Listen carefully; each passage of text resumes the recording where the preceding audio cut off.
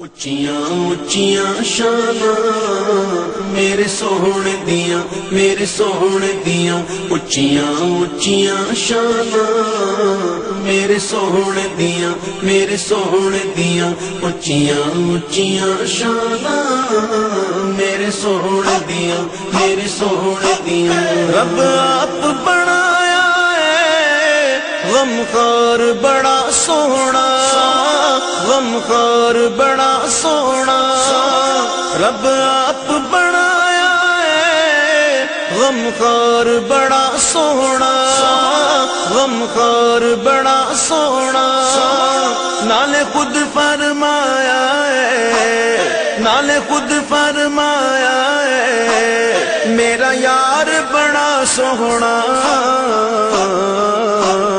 اچیاں اچیاں شاناں میرے سوہنے دیاں میرے سوہنے دیاں اچیاں اچیاں شاناں میرے سوہنے دیاں میرے سوہنے دیاں دن سارے ہی سونے نے جڑے رب نے بنائے نے جڑے رب نے بنائے نے دن سارے ہی سونے نے جڑے رب نے بنائے نے جڑے رب نے بنائے نے جڑے وار نبی آیا جڑے وار نبی آیا او وار بڑا سونا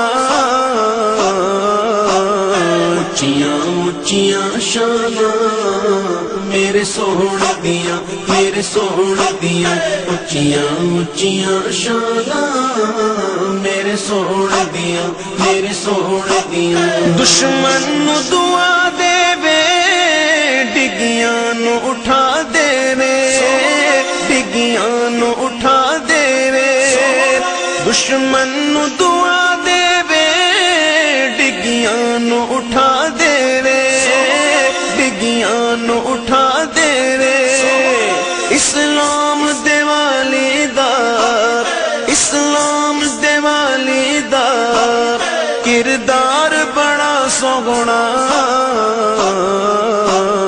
اچیاں اچیاں شاناں میرے سوہنے دیاں میرے سوہنے دیاں اچیاں اچیاں شاناں میرے سوہنے دیاں میرے سوہنے دیاں سرکار دے موڈے تے شبیر پیا کھیڑے شبیر پیا کھیڑے سرکار دے موڈے تے شبیر پیا کھیڑے شبیر پیا کھیڑے او سواری بڑی سونی او سواری بڑی سونی او سوار بڑا سوہنا اچیاں اچیاں شاناں میرے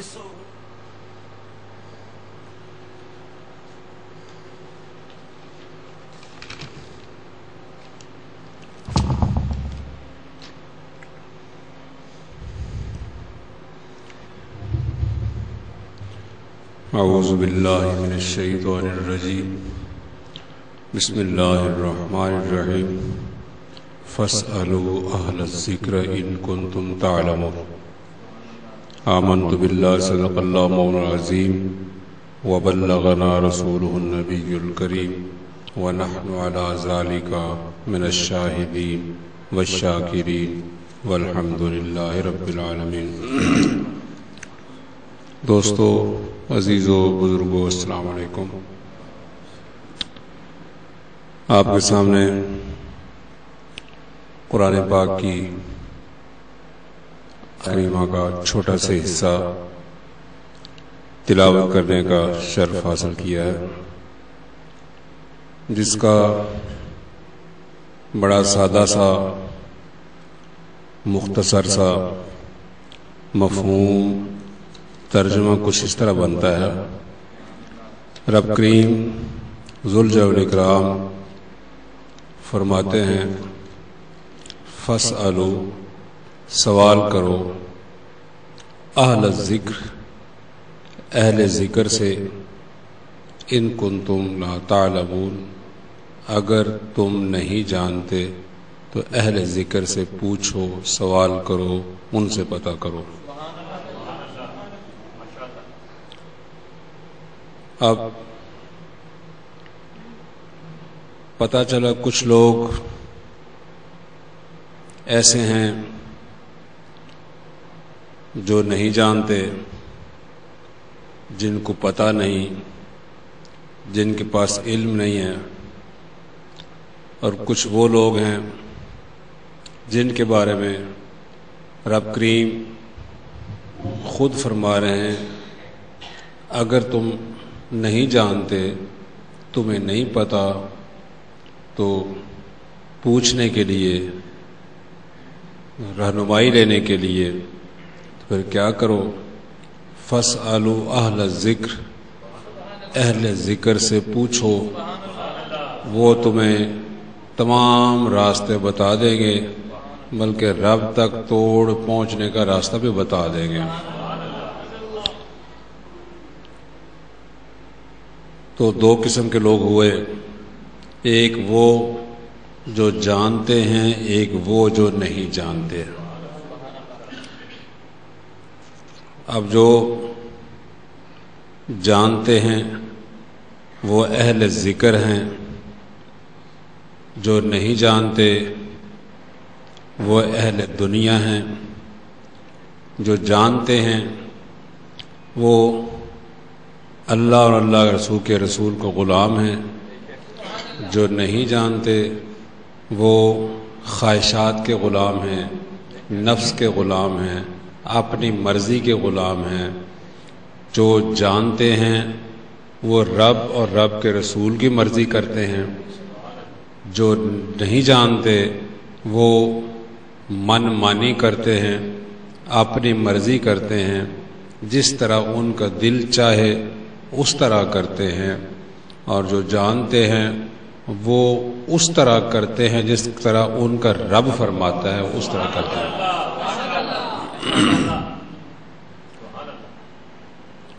اور بندے کی ایک فطرت ہے کہ جس وقت اس کی پسند کی کسی چیز کا نام لیا جائے جس سے وہ محبت کرتا ہے، جس سے وہ بچھڑ گیا ہے، جب اس کا نام آئے، محبوب کا نام آئے، اس کی پسند کی چیز کا نام آئے، تو اس کا دل دھڑکنے لگتا، دل کی دھڑکن تیز ہو جاتی ہے، رنگ زرد ہو جاتا ہے، تبدیل ہو جاتا ہے۔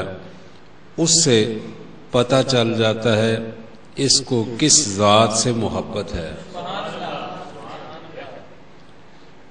تو اس چیز کو مولانا روم رحمۃ اللہ علیہ اپنے انداز میں ایک کہانی کی صورت میں بیان فرماتے ہیں، اور بیان فرما کے پھر آگے اہل الذکر کا ذکر کرتے ہیں اور بتاتے ہیں اہل ذکر اور اہل دنیا میں فرق کیا ہے۔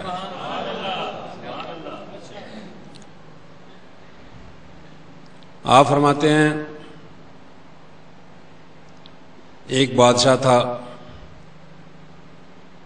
اس بادشاہ نے ایک کنیز خریدی، ایک خاتون خریدی، اور خاتون کس سے خریدی؟ کسی سنیارے سے خاتون خریدی۔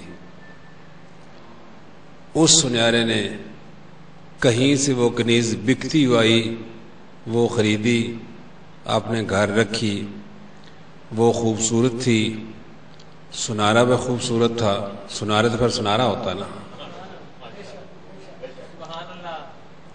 وہ بھی خوبصورت تھی، وہ بھی خوبصورت تھا، یہ بھی جوان تھی، وہ بھی جوان تھا۔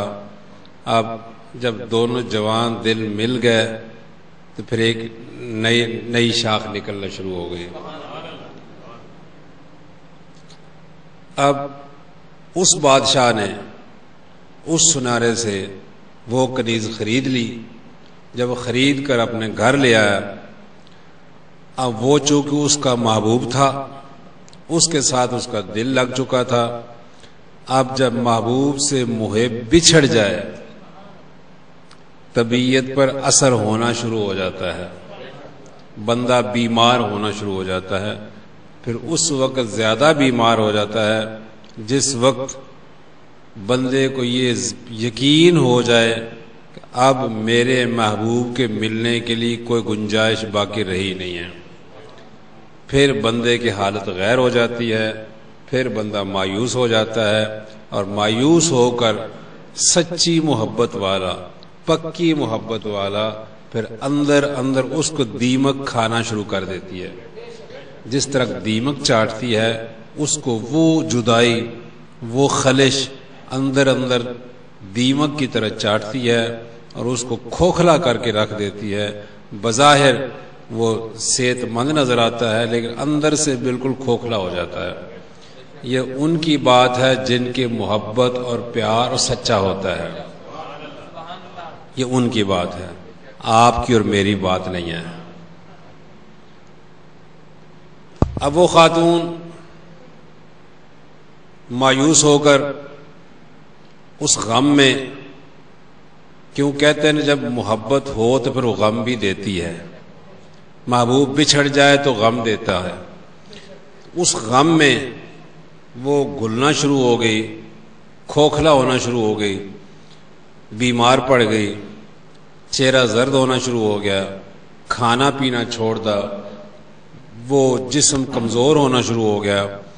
اب جو جسم کمزور ہو رہا ہے تو صورت پر وہ رنگ اور وہ نقشہ نہیں آ رہا، وہ تبدیل ہوتا جا رہا. اب بادشاہ کو جس نے وہ خریدی تھی اس کو یہ فکر ہوا اس کا علاج کرانا چاہیے. اب بادشاہ اس کو علاج کی کیا کمی، حکیم، ڈاکٹر، بڑے سے بڑا حکیم، بڑے سے بڑے سے ڈاکٹر، ہر قسم کی دوائی امریکہ، برطانیہ، جہاں وہ بھیج سکتا تھا، جو اس کے اختیار میں تھا وہ سب کیا، لیکن اس بچی کو شفا نہ ہوئی.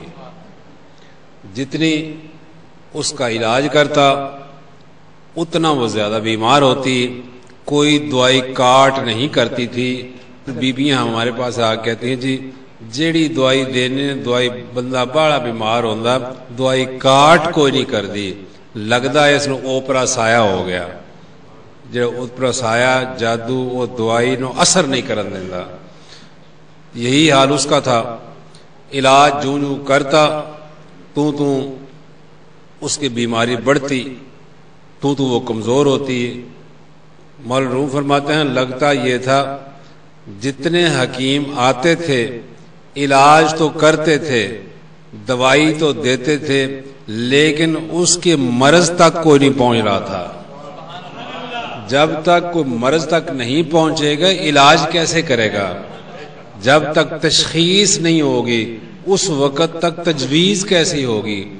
جتنے حکیم آتے تھے وہ علاج تو کرتے تھے لیکن اس کی مرض کی تشخیص کوئی نہیں کرتا تھا. اور جب تک مرض کی تشخیص نہ ہو، ایسا حکیم ہو جو نبض پہ ہاتھ رکھے، اس کو نبض سے اندازہ ہو جائے مرض کے جڑ کہاں ہے. جب تک مرض کی جڑ تک نہیں پہنچے گا اس وقت تک علاج ممکن نہیں. پرانے حکما ہوا کرتے تھے، وہ بچے کی نبض دیکھ کر دادے کی مرض پہچان جایا کرتے تھے. یہ بھیرے والے حکیم شاہ احمد لوگ کہانی بتاتے ہیں، وہ بچے کے ہاتھ میں دھاگا دے دیا کرتا تھا، اس دھاگے پہ ہاتھ رکھ کے یہ بتا دیا کرتا تھا اس بچے کو یہ مرض ہے، اس کے باپ کو یہ مرض، اس کے دادے کو یہ مرض ہے. 3 پشتوں کی مرضیں وہ حکیم شاہ محمد بھیرے والا بتا دیا کرتے تھے.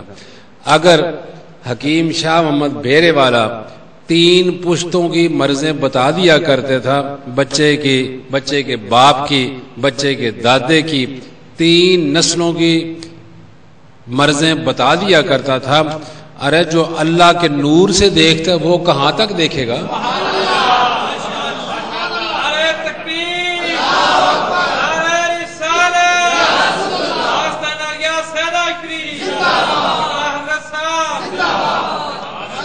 بشرطے کہ وہ نبض پر ہاتھ رکھے، پھر نہ صرف تیرے ظاہر کی بتائے گا، تیرے باطن کی بتائے گا۔ حکیم نبض پر ہاتھ رکھے وہ ہمارے ظاہری بیماری تک پہنچتا ہے۔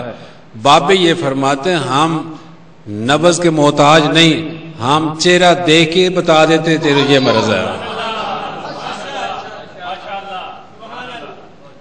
تو اس بادشاہ نے پھر بڑے علاج کروائے، لیکن علاج کارگر ثابت نہیں ہو رہا تھا۔ آخر حافظ علیہ نے بتایا جناب فلانی جگہ کا حکیم ہے، اگر انہوں بلا لو میں یقین ہے کہ مریض تھوڑا ٹھیک ہو جائے گا۔ اب بادشاہ نے، اس کے لیے کوئی مشکل نہیں تھا، بادشاہ نے وہ حکیم بلایا۔ اب حکیم آیا، اس کو سارا ماجرا سنایا، ساری کہانی سنائی، اور سنائی علیحدگی میں۔ اب جب ساری کہانی سنا چکا، حکیم نے کہا جناب مریض کو ملائیں، لیکن مریض کے پاس تیرا اور بندہ کوئی نہ ہو، میں ہوں تو مریض ہو، بس 2 بندے ہوں، اور بندہ پاس کوئی نہ ہو، تخلیہ ہو، تنہائی ہو، تیرا کوئی بندہ اس وہاں نہ ہو، کمرہ خالی ہو، ایک میں ہوں ایک مریض ہو، پھر دیکھتے ہیں مسئلہ کیا بنتا ہے۔ بادشاہ نے کمرہ خالی کروا دیا، تخلیہ کروا دیا۔ حکیم صاحب اندر گئے، حکیم صاحب نے اس خاتون کا چہرہ دیکھا، اس کی نبض پر ہاتھ رکھا۔ نبض پر ہاتھ رکھتے وہ پہچان گیا کہ یہ مرض اور کوئی اور مرض ہے، جسمانی مرض نہیں، یہ دل کی مریض ہے، یہ جسمانی مریض نہیں، یہ دل کی مریض ہے۔ جسمانی مریض کے لیے ڈاکٹر حکیم اور قسم کے ہوتے ہیں، جو دل کی مرضوں کے علاج ہو تو وہ کسی اور کھاتے میں ہوتا ہے، اس کے حکیم کچھ اور ہوتے ہیں۔ اس نے نبض پر ہاتھ رکھا، ہاتھ رکھ کے اس نے دیکھا کہ اس پر کون سی خلت غالب ہے، سوداوی خلت غالب ہے، بلغمی خلت غالب ہے، یا سردی کی خلت غالب ہے، یا گرمی اور خشکی کی خلت غالب ہے۔ جب اس نے دیکھا ان 4 خلتوں میں سے کوئی خلت بھی ہے ہی نہیں، اس کو مرض ہی نہیں، وہ تو مرض کچھ اور ہے، وہ جان گیا کہ اس کو کسی سے پیار ہے، اس کو کسی سے پیار ہے۔ اب یہ جاننا تھا مرض کی جڑ کہاں ہے۔ وہ نہ کھاتی ہے، نہ بولتی ہے، نہ پیتی ہے، نہ کسی طرف دھیان کرتی ہے۔ حکیم نے پاس بیٹھ گیا، نبض پر ہاتھ رکھا، پوچھنا شروع کر دیا، بی بی یہ بتا تو کون سے گاؤں کے رہنے والے، کون سے ملک کے رہنے والی ہے؟ اس نے کہا کہ میں فلاں ملک کے رہنے والی ہوں، فلاں شہر کے رہنے والی ہوں۔ اس نے کہا گلی محلہ سب بتایا۔ اب حکیم نبض پہ ہاتھ رکھ کے بیٹھا ہے، نہ شہر کے نام پر اس کی نبض پھڑکی، نہ محلے کے نام پر نبض پھڑکی، نہ اس گلی کے نام پر پھڑکی، نہ اس شہر کے نام پر نبض پھڑکی۔ اس نے کہا بی بی اپنے شہر سے چل کے پھر کون سے شہر گئی تھی؟ اس نے کہا جو اپنے شہر سے نکل کر میں فلاں شہر کو گئی تھی۔ پوچھا اس شہر کا حدود اربا، اس شہر کے کون سے محلے میں تو رہی ہے، کون سے گھر میں رہی ہے؟ اس نے بتایا جی فلاں محلہ ہے، فلاں گھر ہے۔ فرمایا وہاں کون کون سے لوگ تھے اس گھر میں؟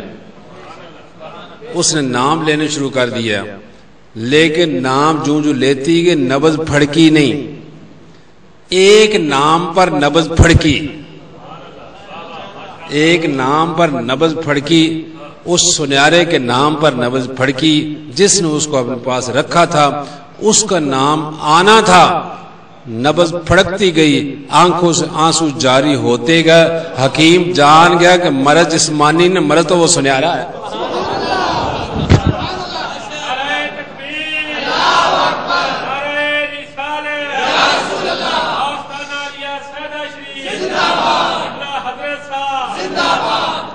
وہ جان گیا کہ مرض جسمانی نہیں ہے،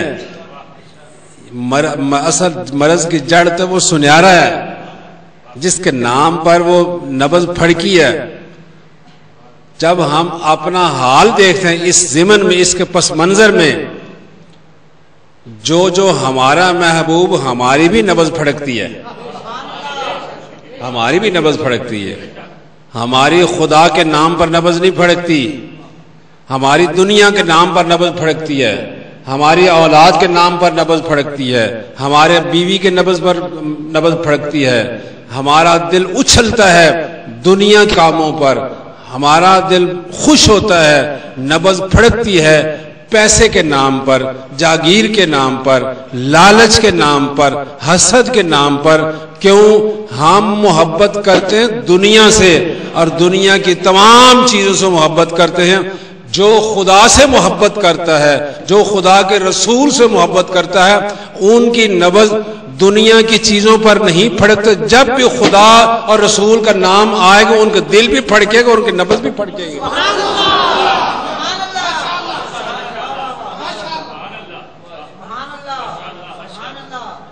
جی پوترا ہو نبض پھڑکتی ہے، دوترا ہو نبض پھڑکتی ہے، بیٹے کی شادی ہو نبض پھڑکتی ہے، کیونکہ ہمیں پیار ان سے ہے۔ یہ ہم چیزیں ہمارے محبوب ہیں، ان سے ہمیں پیار ہے۔ جس سے پیار ہوگا اس کے نام پر نبض پھڑکے گی، نبض پھڑکے گی۔ اور نبض کا پھڑکنا حکیم ہی ہے جان سکتا، اور دوسرا بندہ نہیں جان سکتا۔ نبض تو چل رہی ہے، اپنے رفتار میں چل رہی ہے، یہ حکیم جانتا ہے اس میں کون سی کیفیت ہے، کس مقام پر کون سے وہ دھڑکن ہے جس سے ڈفر کرتی ہے، مختلف ہوتی ہے دوسری دھڑکن سے۔ یہ صرف اور صرف کوئی حکیم حاذق جانتا ہے، کوئی اچھا حکیم جانتا ہے۔ عام آدمی کے بس کی بات ہی نہیں کوئی نبض دیکھ سکے، اسے تو نبض ملتی ہی نہیں۔ آپ دیکھ سکتے میں پیر تو ہوں لیکن نباز نہیں ہوں۔ پیر ہونا اور بات ہے، نباز ہونا اور بات ہے، ولی ہونا اور بات ہے، نباز ہونا اور بات ہے۔ میرے حضرت صاحب رحمۃ اللہ علیہ فرمایا کرتے تھے، بندہ گیٹ کے اندر داخل ہوتا ہم سر سے لے کر پاؤں تک اس کا ایکس رے کر لیتے، وہ کیوں آیا ہے اور کس طرح ہے، کیا لینے کے لیے آیا ہے۔ فرماتے ہیں ہمیں پوچھنے کی ضرورت نہیں ہے، نہ نبض پر ہاتھ رکھنے کی ضرورت، ہم چہرے سے دیکھ لیتے ہیں، ایکس رے کر لیتے ہیں وہ کیوں آیا ہے، کیا لینے آیا ہے، کس نیت سے آیا ہے۔ ہماری نبض پھڑکتی ہے دنیا کی چیزوں پر، لالچ پر، حسد پر، اولاد پر، لیکن اللہ والوں کے نبض، دل، آنکھیں پھڑکتی ہیں صرف اس کے نام پر، کیونکہ وہ محبوب ہے۔ جو جس کا محبوب ہوگا اس کے نام پر اس کے نبض بھی پھڑکے گی، اس کا دل بھی پھڑکے گا، اس کی آنکھوں سے آنسو بھی آئیں گے، آنسو جاری ہوں گے، رکت بھی طاری ہوگا۔ اب آپ خود دیکھ لیں آپ کا محبوب کون ہے اور ان کا محبوب کون ہے۔ ہماری محبوب دنیا ہے، ان کے محبوب دنیا والا ہے۔ ہماری محبوب مخلوق ہے، ہماری محبوب عورت ہے، ہماری محبوب دنیا کی ہر چیز ہے، لیکن انہوں نے اس دنیا کی ہر چیز کو لات ماری، ٹھوکر ماری، صرف ایک سے محبت کی اور پھر ایک ہی ہو گئے۔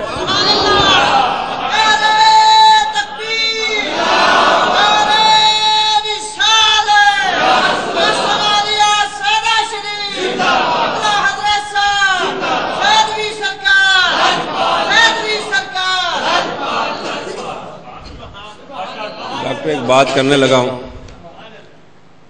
وہ حکیم اس خاتون کی نبض پر ہاتھ رکھ کے اس طرح کھوتر رہا تھا اندر سے، جس طرح کنڈا چبھ جائے، سوئی نال کنڈا نہیں کھوتری دے۔ مولا روم کیا بات فرماتے ہیں، فرماتا جب کانٹا چبھ جائے, کانٹا نکالنا ہو, اس کا پیر اپنی ران پر رکھنا پڑتا ہے, ران پر رکھ کر پھر سوئی کے نکے سے, سوئی کے نوک سے اس کو پھولنا پڑتا ہے. پھر بھی کانٹا نہ ملے تو پھر اس کے لب لگاتے ہیں تاکہ یہ صاف ہو. صاف ہونے کے بعد پھر اس کو پھولنا پھلائی شروع کرتے ہیں تاکہ کانٹا مل جائے, کانٹا نکل جائے. آپ فرماتے ہیں اور جس کے پیر کے کانٹا نکالنے کے لیے اتنے سوئی کی ضرورت ہے, تک وہ دو کی ضرورت ہے, جس کے کانٹا دل میں کھپا ہو اس کو تلاش کرنے کے لیے کیا کریں.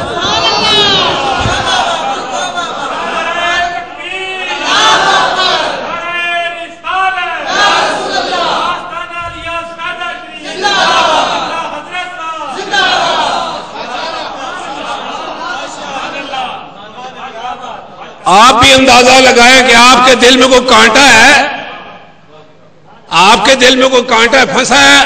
اگر پھنسا ہے تو پھر اس کے نکالنے کے لیے سوئی کی لوڑ ہونی ہے.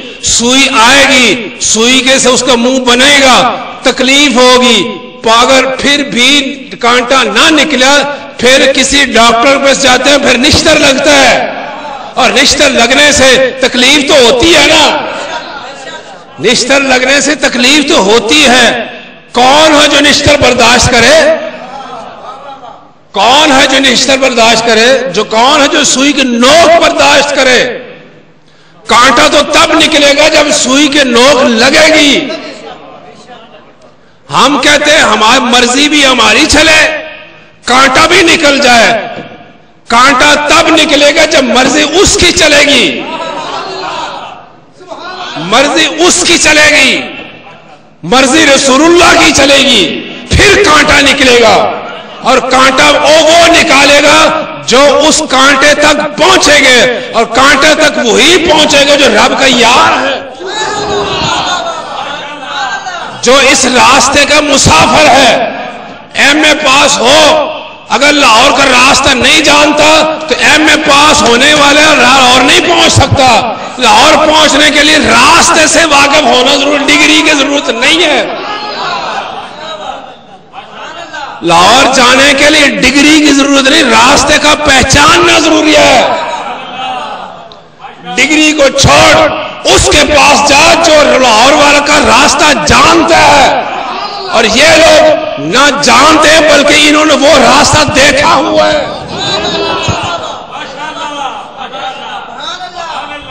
وَالَّذِينَ جَاهَدُوا فِينَا لَنَهْدِيَنَّهُمْ سُبُلَنَا, یہ وہ لوگ ہیں جو نہ صرف راستہ بتاتے ہیں بلکہ دکھا دیتے ہیں.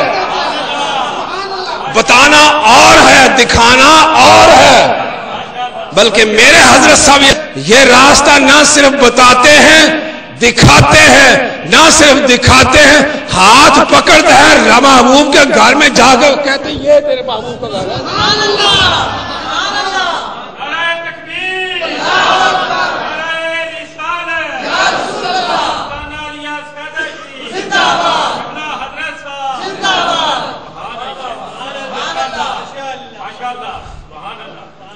کنڈا کٹانا جی حافظ جی,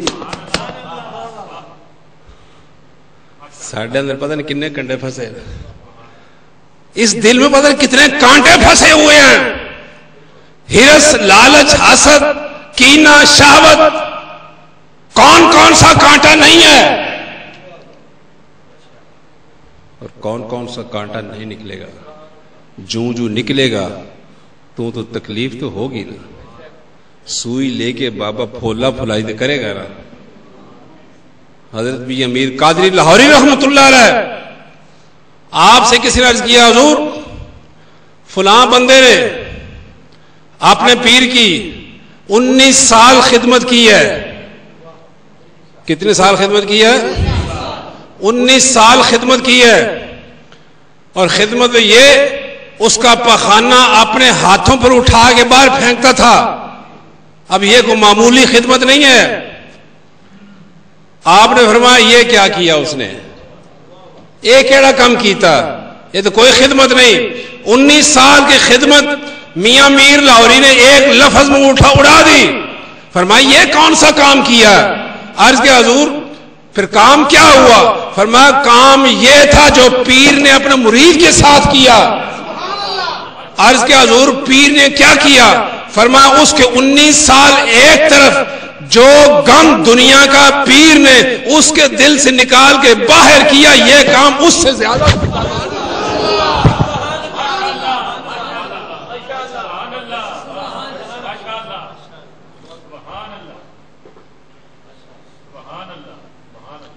کنڈا چپ جائے بابا جی.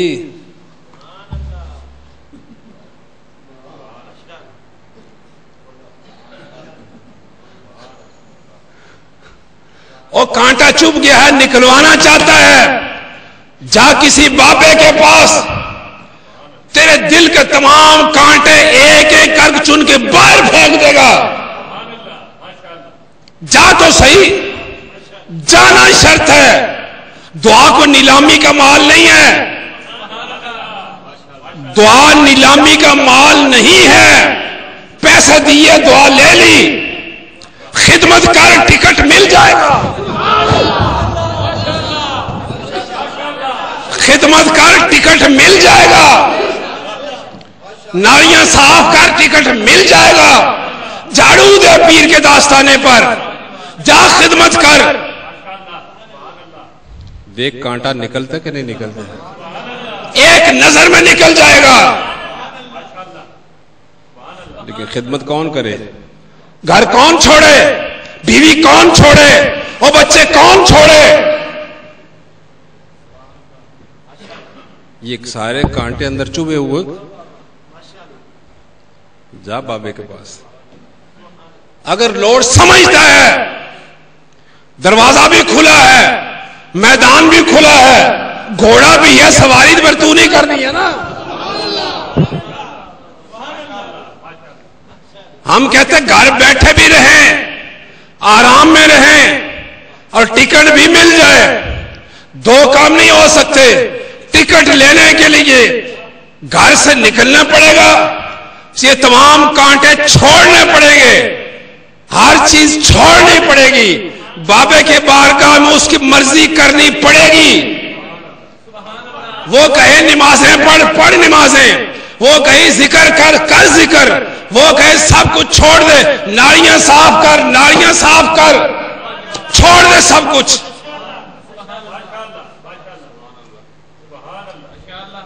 وہ کہے نالیاں صاف کر، تو کہ میرے نفل رہ گئے،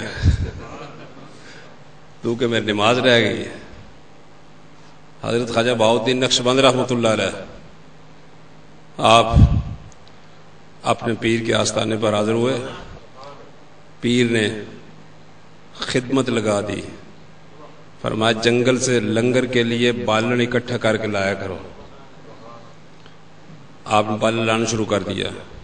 روز جاتے ہیں، اکٹھا اٹھا کے سر پہ لاتے ہیں، لنگر میں لاتے ہیں، لنگر و سال بالن جلتا ہے. ایک دن تھکے ہوئے تھے، بالن لینے کے لیے گئے، گٹھا ذرا زیادہ بھاری بن گیا، اٹھا نہ سکے، زبان سے کچھ نہیں کہا، اندر خیال آیا ہے.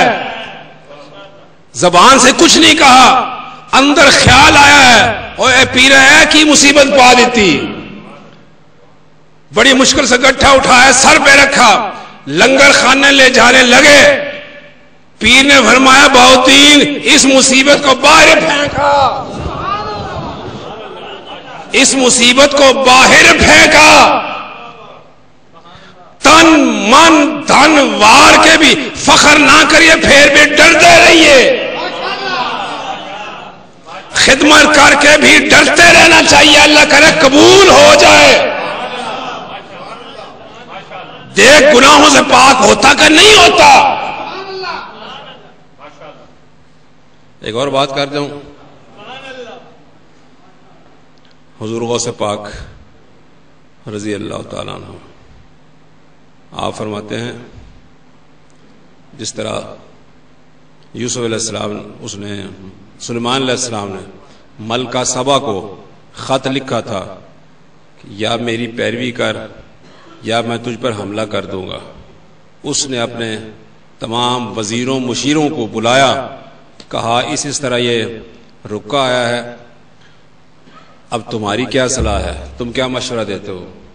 انہوں نے کہا جی ہم تیرے ساتھ ہیں، لڑیں گے، مریں گے، مقابلہ کریں گے، دیکھی جائے گی۔ اس نے کہا میں امتحان لوں گی، اگر وہ واقعی نبی ہے تو پھر ہم اس کے پیروی کریں گے، اگر بادشاہ ہے پھر مقابلہ کریں گے۔ اس نے سونا چاندی نظر نیاز تھال بھر کے بھیجے، اگر اس نے قبول کر لیے پھر تو وہ بادشاہ ہے، اگر قبول نہ کیے ٹھوکر مار دی تو وہ اللہ کا نبی ہے۔ کیوں؟ جو رب کا یار ہے وہ دنیا کا محتاج نہیں ہوتا۔ جس کا محبوب خدا کی ذات ہو، جس کے محبوب رسول اللہ کی ذات ہو، وہ دنیا پر تو تھوکتا ہی نہیں ہے۔ اس کو نہ پجاروں کی لوڑ ہے، اس کو نہ پراڈو کو لوڑ ہے، اس کو نہ بڑی گاڑی کی لوڑ ہو۔ ارے اب تو معیار ہی یہ رہ گیا ہے، ذکر و فکر معیار نہیں رہ گیا، ذکر و فکر معیار نہیں رہ گیا، معیار تو یہ ہے جتنی بڑی گاڑی اتنا بڑا پیر۔ ہاں، جتنی بڑی گاڑی اتنا بڑا پیر۔ بڑی گاڑی والے مرید کی پذیرائی بھی بڑی ہوتی ہے، بڑی گاڑی والے مرید آئے اس کی پذیرائی بھی بڑی ہوتی ہے۔ سوزوکی والے کون پوچھتا ہے؟ ہاں، سوزوکی والے کون پوچھتا ہے؟ اس نے تھال بھیجے سونے اور چاندی کے، اشرفیوں کے، عرض کے حضور تحفہ بھیجا گیا آپ کے لیے۔ آپ نے کپڑا اٹھا کے دے کے فرمایا یہ تحفہ ہمارے لیے نہیں، ہمارے لیے تحفہ کچھ اور ہے، ہمارا تحفہ کچھ اور ہے۔ عرض کیا حضور آپ کا تحفہ کیا ہے؟ فرمایا ہمارا تحفہ یہ ہے کہ ہمارے لیے مخلص دل ہو، وہ ہمارے لیے تحفہ ہے۔ سونا چاندی ہمارے لیے تحفہ نہیں ہے، یہ تو ہمارے قدموں کی خاک ہے۔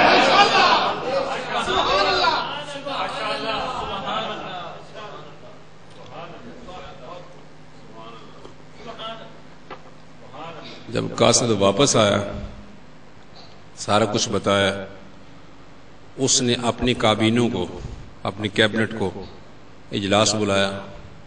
وہ کہتی کیا ہے؟ کہتی ہے ہم مقابلہ نہیں کریں گے۔ کیوں؟ جب بادشاہ دوسرے ملک پر حملہ کرتے ہیں تو اس کے جتنے بھی شرفاء ہیں، شریف لوگ ہیں، ان کو ذلیل کیا جاتا ہے، ان کو رسوا کیا جاتا ہے۔ یہ جنگ کا نتیجہ ہے، اس لیے ہم جنگ نہیں کریں گے۔ وہ واقعی اللہ کا نبی ہے، اس لیے ہم اس کی پیروی کریں گے۔ یہ ساری بات بیان کر کے حضور غوث پاک آپ فرماتے ہیں یہ دل بھی ایک بستی ہے خدا کی، اس دل پر بھی جب بھی اس بادشاہ کی حکومت ہوگی وہ یہاں آئے گا، اس میں جتنے شرفاء ہم نے پالے ہوئے ہیں، یہاں جتنے بے شرفاء ہم نے پالے ہوئے ہیں، تکبر، فخر، غرور، عجب، کینہ، حسد، غیبت، شہوت، سارے بت، سارے شرفاء کو وہ ذلیل کرے گا، یہاں سے نکالے گا، پھر آپ آئے گا، پھر آئے گا، سارے کانٹے چن چن کے باہر نکالے گا، اور پھر جب وہ آ جائے گا یہاں بیٹھ کر، جب یہ سارا مال خالی ہو جائے گا، مکان صاف ہو جائے گا، خود وہاں کے بیٹھے گا، وہاں کر اعلان کرے گا لمن الملک اليوم، آج کون ہے اس دل کا مالک؟ سامنے آئے۔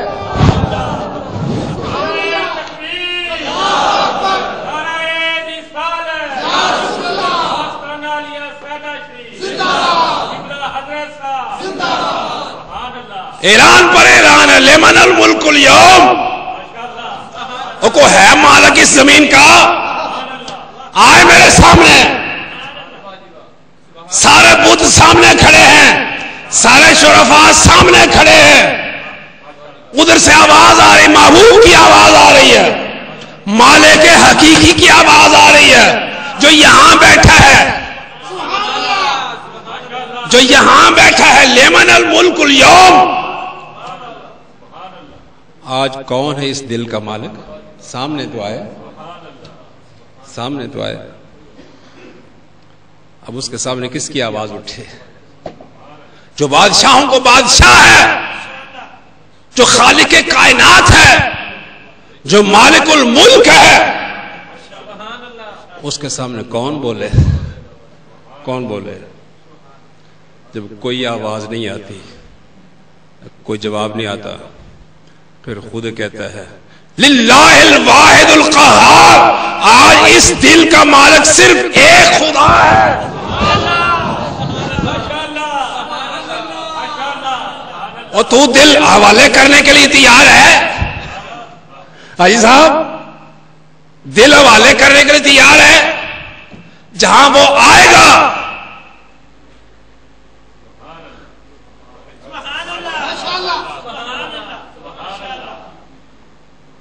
और एक और बात अर्ज कर दूं, ये जगह इबादत से साफ नहीं होती, नमाजों से साफ नहीं होती, हज करने से साफ नहीं होती, वजीफे करने से साफ नहीं होती, तस्बीह खड़काने से साफ नहीं होती। ये जगह कैसे साफ होगी? ये कोई मर्दे कलंदर हो, निगाह नाज डाले, हर चीज सफा करके रख दे।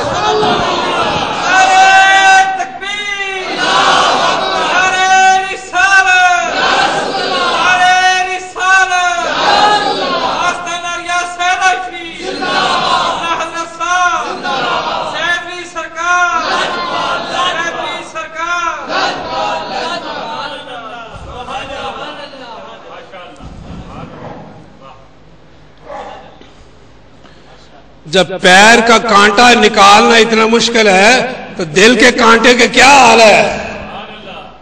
दिल का कांटा निकालना बहुत मुश्किल है। और फिर हर एक बंदा कांटा निकाल नहीं सकता।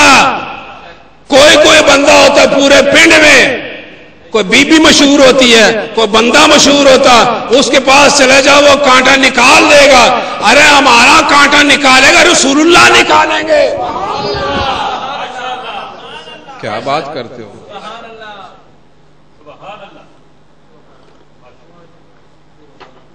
हाय हाय, मेरे दादा सारे इल्म पढ़ने के बावजूद, माकूलात और मनकूलात रियासत रामपुर को मुफ्त होने के बावजूद दिल का कांटा नहीं निकला, अंदर से कांटा नहीं निकला। पीर ने वजीफे बताए, फराज की मैंने वजीफे नहीं करने।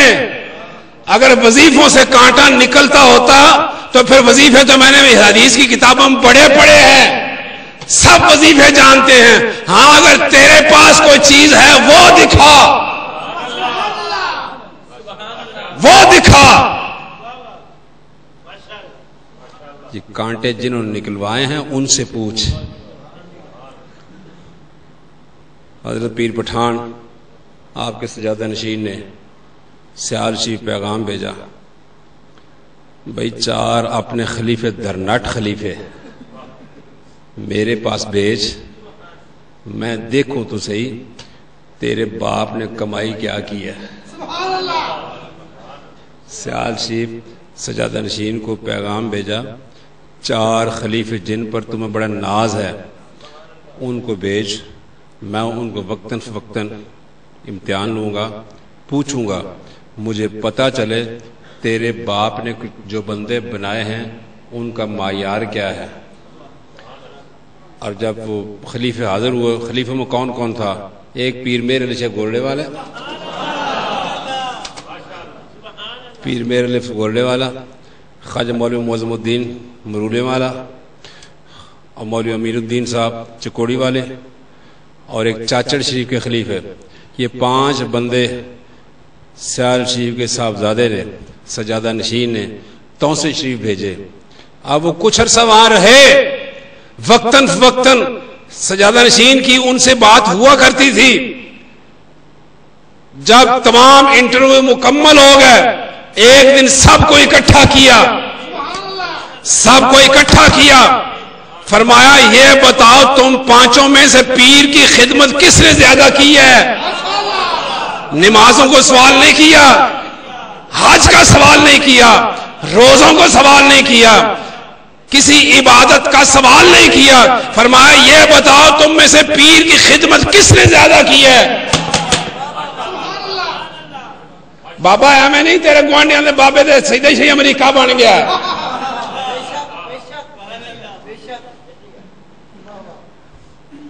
امریکہ کون بنایا؟ فرمایا تم میں پانچوں میں سے کون ہے جس نے پیر کی خدمت زیادہ کی ہے؟ سب نے بالاتفاق عرض کیا حضور ہم سے سب سے زیادہ خدمت ہم سب میں سے اگر کی ہے تو مولوی معظم الدین مرولوی نے کی ہے، سب سے زیادہ خدمت کی ہے تو مولوی معظم الدین مرولوی نے کی ہے۔ پھر پیر پٹھان کا فرمان کیا ہے؟ پیر پٹھان کا فرمان کیا ہے؟ آپ نے فرمایا جناب اے دے رتبے کوئی نہیں پہنچ سکتا۔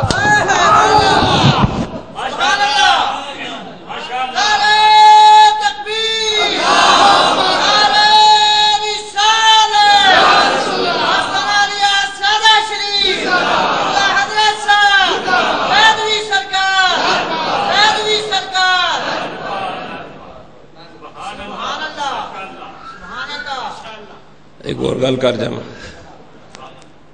کھوتے دی پوچھ لو کنڈا چب جائے، کھوتے دی پوچھ لو کنڈا چب جائے، وہ پیاز دو لتیاں مارے کنڈا نکل جائے گا، جنیاں تو لتیاں مارے گا کنڈا اندر جائے گا، کنڈا باہر نہیں نکلے گا، کنڈا اور اندر جائے گا۔ کنڈا کڈن واسطے کسی مرد کامل کو جانا پینا۔ دوسری بات کروں، کھوتے کانٹا نہیں نکال سکتے، کانٹا انسان نکالا کرتے ہیں۔ کدی کھوتے ہوئے کنڈے کنڈے لے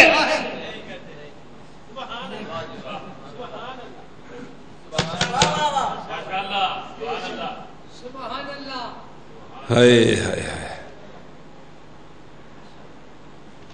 یہ کوئی بندہ تیرے پر کرم کر دے پھر دیکھ کانٹا ایک لمحے میں نکلتا ہے۔ تم کانٹے کی بات کرتے ہو۔ بابا توکل شاہ بالوی رحمت اللہ علیہ، اسرائیل آیا، ملک الموت آیا، فرمایا کیسے آئے ہو؟ حضور ویسے زیارت کے لیے آئے ہو۔ فرمایا لوگوں کو جانے تو نکالتا ہے؟ کہا جی میں نکالتا ہوں۔ آپ فرمایا میرے پیر کی بھی جان تو نے نکالی ہے؟ کہا جی میں نے نکالی ہے۔ فرمایا کیسے نکالی؟ عرض کی آپ کا پیر کی روح جنت کے سیب پر عاشق تھی، آپ کی روح جنت کے سیب پر عاشق تھی، میں نے جنت کے سیب جنت سے لایا، اس کو سنگایا، روح خود بخود باہر آ گئی۔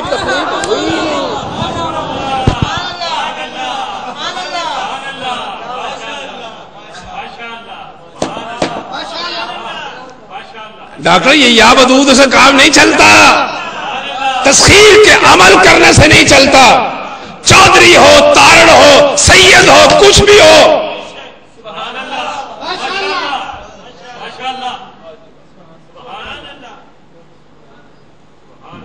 بات کیا کر رہا تھا؟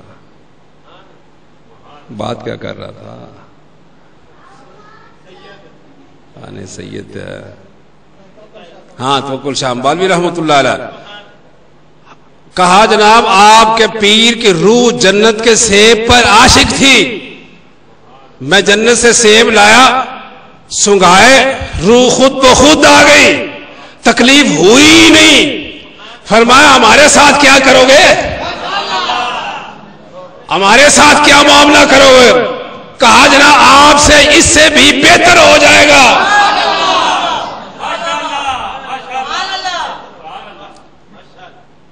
پتا چلا جنت کے جس چیز پر عاشق ہے وہ چیز لائی جائے گی، سنگائی جائے گی، روح خود بخود آ جائے گی۔ ارے یہ تو جنت کی چیز ہے، جس کی روح رسول اللہ پر عاشق ہے، اس کے سامنے رسول اللہ آ جائے پھر تکلیف تو ہوئے گی نہیں۔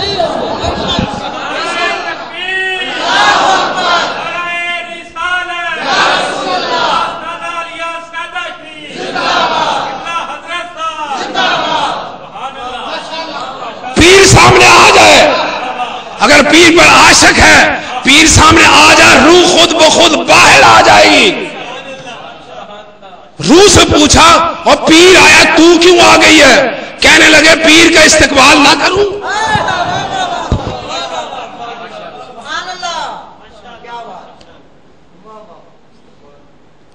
ہائے ہائے ہائے، کچھ میری بات سمجھ آ رہی؟ آگے چلتے ہیں۔ یہاں اس کا نبض پھڑکی سنیارے کے نام پر، اس نے بادشاہ کہا مریض تیرا ٹھیک ہو گیا، مریض تیرا ٹھیک ہو گیا۔ اس نے کہا کیسے؟ اس کے میں مرض بجھ لی، مرض بجھ لی۔ اس نے کہا اس سنیارے کو یہاں بلانے کا انتظام کرو۔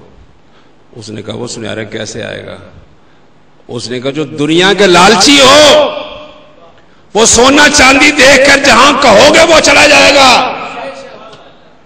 سونا چاندی بھیجو، تحفہ بھیجو، اپنے دربار کی ملاقات بخشش کرو، وہ خود بخود آ جائے گا۔ جب سنیارے کے پاس سونا چاندی گیا، یہ سارا پیکج گیا، وہ آنے کے لیے تیار ہو گیا۔ مولانا روم فرماتے ہیں اور سونا چاندی دیکھ کر آنکھ اندھی ہو گئی، دل اندھا ہو گیا، اس کو یہ پتہ ہی نہیں کہ میں اپنے موت کے منہ میں جا رہا ہوں۔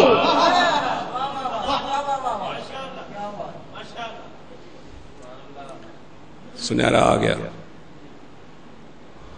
اب اس حکیم نے بادشاہ سے کہا کم از کم 6 مہینے تک یہ خاتون اس کو دے دو تاکہ یہ اندر کی سارے باتیں آپ کر لے، اپنے حسرت مٹا لے، پھر دیکھ میں کیا کرتا ہوں، میرا کمال دیکھ۔ سنیارا آ گیا۔ وہ خاتون صحت مند ہوتی گئی، کیوں؟ محبوب آ گیا، محبوب آ گیا، وہ صحت مند ہوتی گئی۔ حکیم نے ایک شربت بنایا زہر والا، جو بظاہر میٹھا تھا، اندر اس کے زہر تھا، شوگر کوٹڈ تھا، شوگر کوٹڈ تھا۔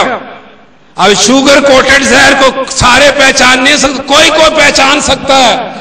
ہمیں 40 سال ہو گئے یہاں بیان کرتے ہوئے، 120 سال ہو گئے اس ممبر کو آباد ہوئے، ہم یہی فرق بتاتے عمر گزر گئی اور شوگر کوٹڈ دیکھ کر پھر کھانا گولی۔ لوگ نام اسلام کا لیں گے، ہاتھ میں قرآن پکڑ کے بات کریں گے، خبردار شوگر کوٹڈ گولی نہ کھانا۔ 120 سال ہو گئے اس ممبر سے آواز جاتی ہے۔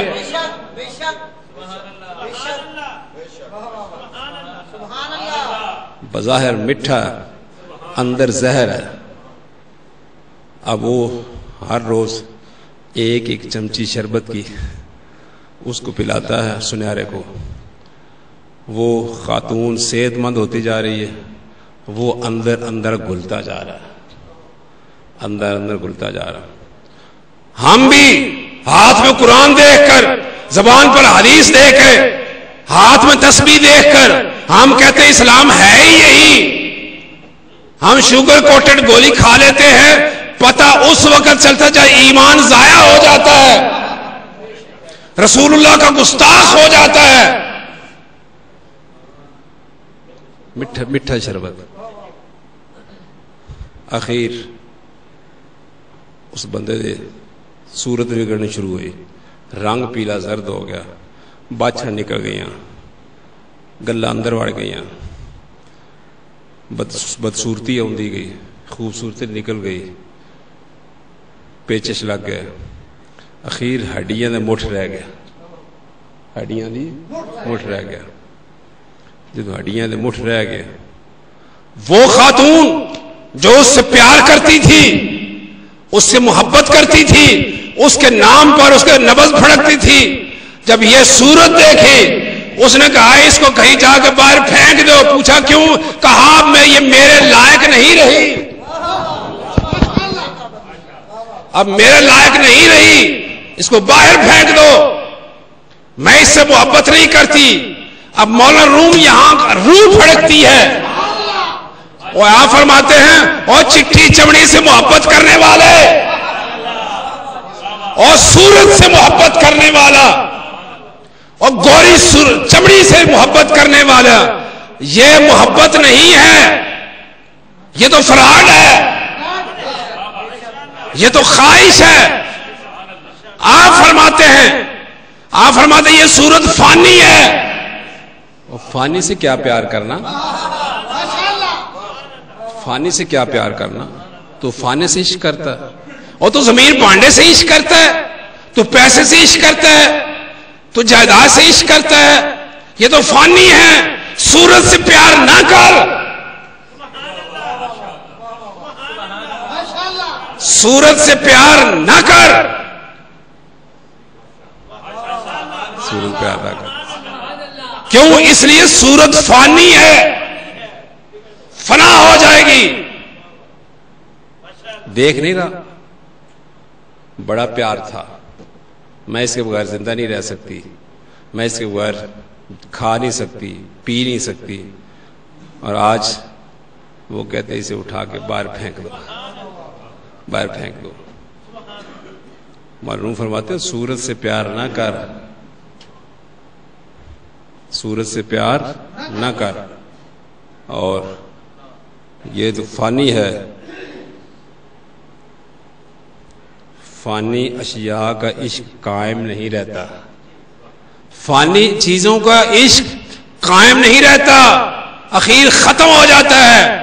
جائیداد ختم ہو جائے گی، گھر بار ختم ہو جائے گا، اولاد ختم ہو جائے گی۔ بابے فرماتے ہیں انسان کے 3 دوست ہیں، بابے فرماتے ہیں انسان کے صرف 3 دوست ہیں، تینوں میں سے 2 یہاں رہ جاتے، ایک اس کے ساتھ جاتا ہے۔ پوچھے جا کون کون سے دوست؟ فرمایا ایک مال دولت، ایک برادری بہن بھائی اولاد۔ مال و دولت جب مر گیا اس وقت ختم، قبر تک گئے، بہن بھائی عزیز و اقارب گئے، چھوڑ کے واپس آ گیا۔ ایک ہے عمل جو قبر تک جائے گا۔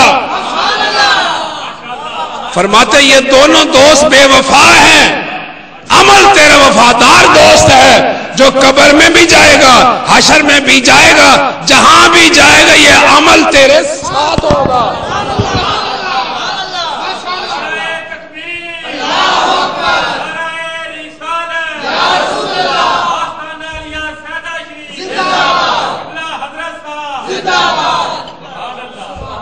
اور عمل بھی بتا دیتا ہوں، باقی سارے عمل مسترد ہو سکتے ہیں، رد ہو سکتے ہیں، جو عمل میں بتا رہا ہوں وہ رد ہونے والا ہی نہیں۔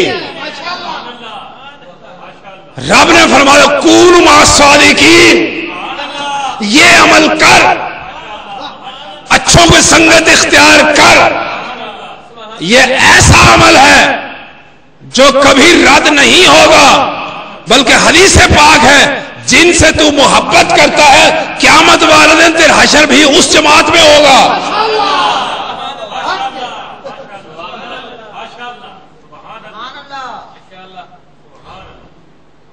اور تو صورت سے پیار کرتا ہے، فرماتے چٹی چمڑی سے پیار نہ کر، گورے رنگ سے پیار نہ کر، تو اس سے پیار کر جس نے یہ چٹی چمڑی بنائی ہے، اس سے پیار کر۔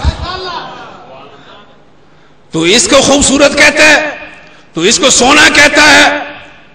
ارے فرشتے بڑے سونے ہیں لیکن ان کی سیرت مشہور ہے، صورت نہیں ہے۔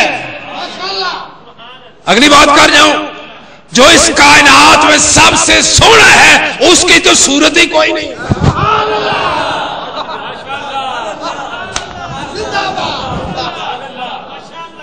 اس کائنات میں جو سب سے سونا ہے اس کی تو صورت ہی کوئی نہیں۔ اور تو صورت پہ مرتا ہے، تو صورت پہ مرتا ہے۔ مولانا روم رحمت اللہ علیہ فرماتے ہیں صورت پر عاشق نہ ہو، اس زندہ کا عشق اختیار کر جو سدا رہنے والا ہے، جو سدا رہنے والا ہے۔ اگر اس سے عشق کرے گا تو بھی ہمیشہ باقی ہو جائے گا. اس صورت کا اعتبار کیا ہے؟ آگے چل کے فرماتے ہیں کہ تو ان کو اپنے پر قیاس کرتا ہے. میں بھی کھاتا ہوں، یہ بھی کھاتے ہیں، یہ بھی پینے کے پابند ہے، میں بھی پینے کے پابند ہوں، میں بھی بیوی کا پابند ہوں، یہ بھی بیوی کے پابند ہیں، لہذا یہ میرے جیسے ہیں، لہذا یہ میرے جیسے ہیں. آپ فرماتے ہیں شیر اور شیل دو لفظ ہیں، لکھنے میں ایک جیسے ہیں. شیر اور شیل لکھنے میں ایک جیسے ہیں، لیکن فرق ہزار کوہاں دا. شیر پھاڑ جاتا ہے، چیر جاتا ہے، شیر خوراک بنتا ہے. زمین آسمان کا فرق ہے. شیر نو ہاتھ لا کے تو ویکھ کو بات ہے کرنے والے. شہد کی مکھی اور ڈیمو بظاہر ایک جیسے ہیں، تقریباً رنگت بھی ملتی ہے، دونوں ایک ہی پھول کا رس چوستے ہیں، ایک ہی پھول کا رس چوستے ہیں، قرآن کا رس چوستے ہیں، حدیث کا رس چوستے ہیں، مذہب کا رس چوستے ہیں، لیکن دونوں میں فرق ہزار کوہوں کا ہے. وہ صرف ڈنگ مارتا ہے، اس میں زہر پیدا ہوتا ہے. شہد کے مکھے میں شفاء للناس.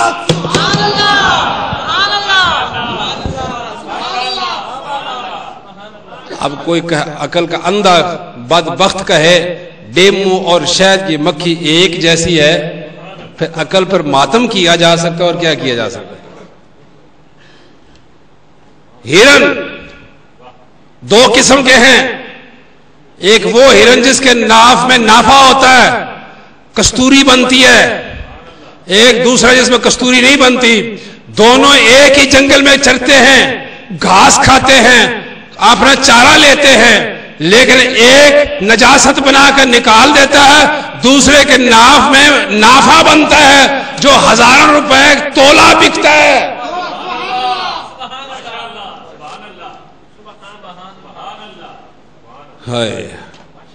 تو کھاتا ہے نجاست بنتی ہے، وہ کھاتا خدا کا نور بنتا ہے.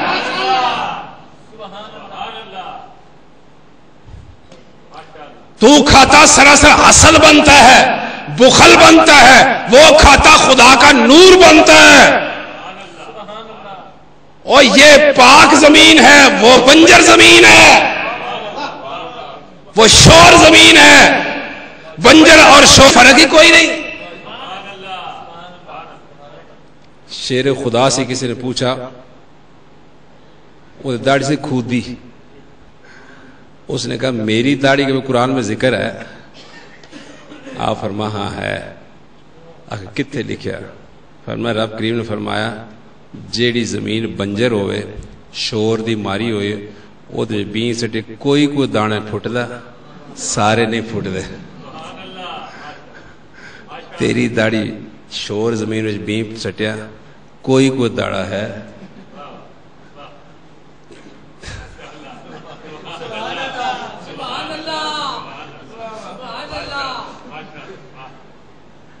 یہ ان کی پاک زمین ہے، تیری میری شور زمین ہے.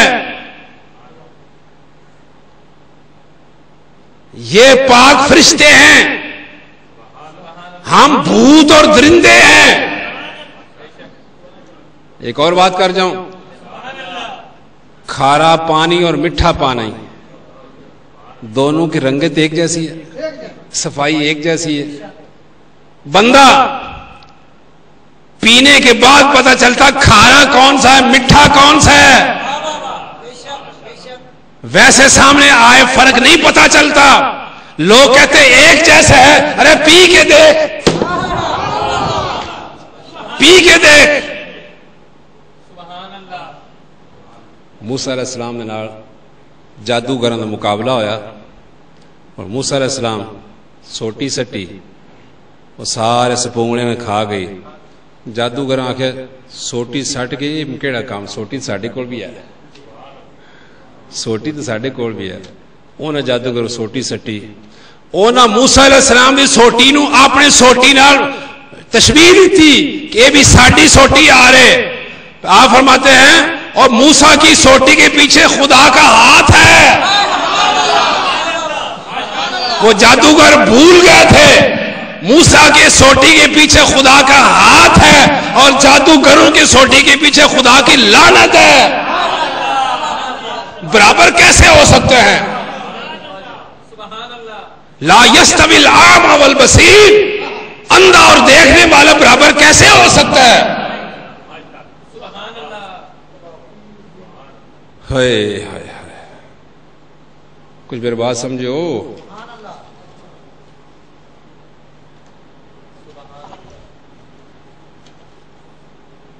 ہائے ہائے, اللہ پاک توانو تو مینو عمل کرنے توفیق عطا فرمائے.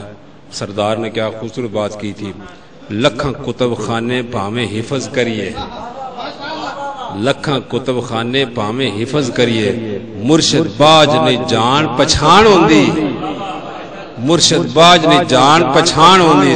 عالم علم دے باجوں انج جاپدا ہے, عالم علم دے باجوں انج جاپدا ہے جویں تیر تو بنا کمان ہوندی. تن من وار دیوے جیڑا پیر تو اچھی اس مرید دی اچھی اس مرید دی شان ہوندی. او دے پیراں نو سردار چومن, او دے پیراں نو سردار چومن.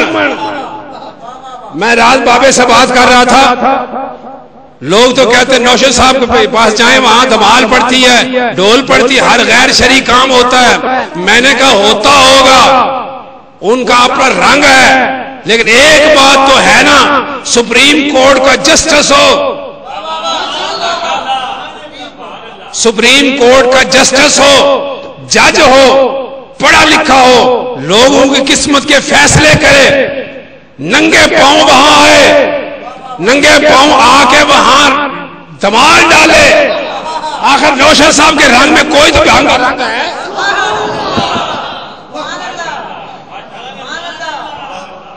سپریم کورٹ کا جج ننگے پاؤں لنگر میں پکائے اور دمال بھی ڈالے.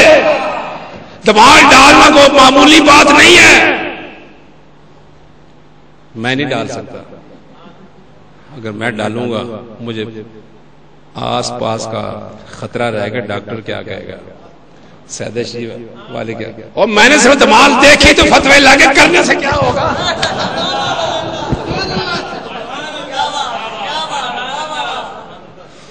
صرف دیکھنے لینے فتوے لگے رہے تو کر رہے تو پھر کی ہوگا. لیکن جب عشق ہوتا ہے وہ کسی کی پرواہ نہیں کرتا. جج ہو, سید ہو, وہ نچ کا یار منا لیتے ہیں. اور بلے شاہ نے کیا سر نچ کا یار منا لینے پر لوگ کی اکڑ پیڑی کنجری ہے.